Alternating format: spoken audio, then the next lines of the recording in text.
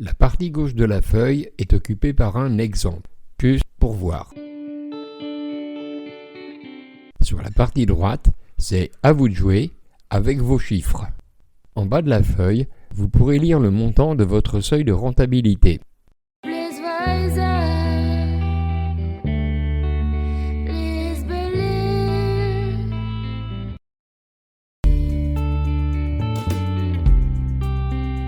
Après la saisie, vous pouvez lire votre chiffre d'affaires, le total de vos charges et votre résultat brut.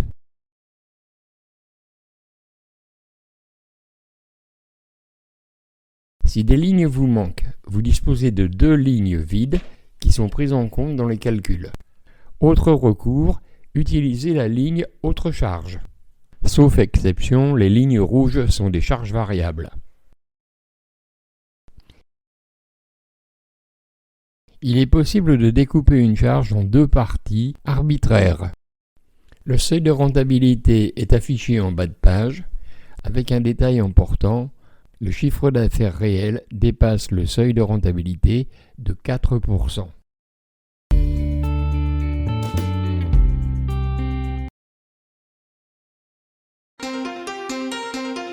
La ligne salaire brut devient mon revenu net.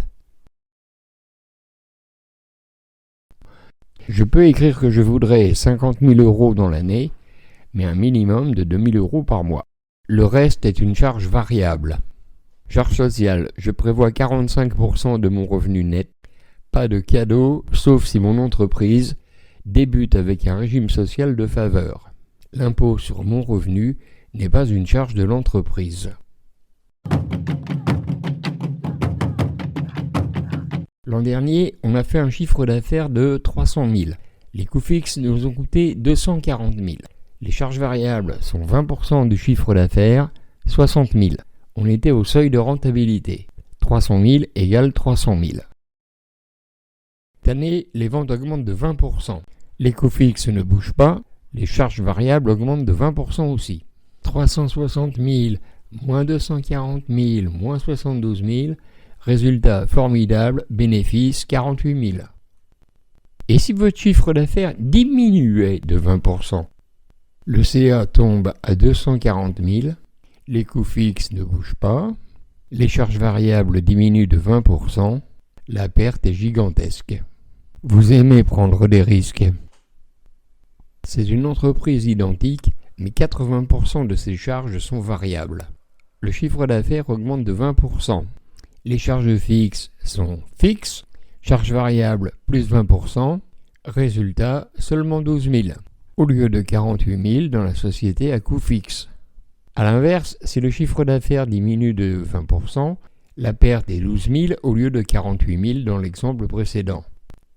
Les personnes prudentes devraient privilégier les charges variables plutôt que les charges fixes. On peut aussi bâtir des organisations très différentes.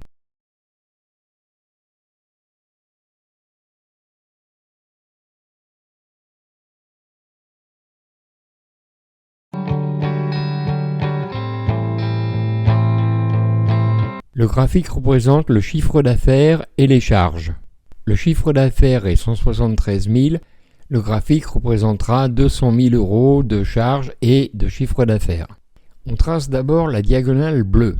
Si le chiffre d'affaires est 0, les charges sont 0. Si le chiffre d'affaires est 200 000, les charges sont 200 000.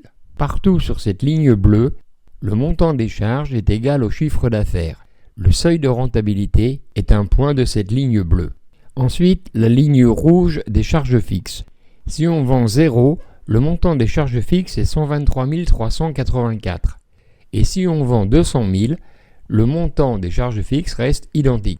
Et enfin, la ligne verte, on ajoute les charges variables aux charges fixes. Si on vend 0, le montant ajouté aux charges fixes est 0. Si on vend 167 550, le total des charges est 167 550. Le seuil de rentabilité.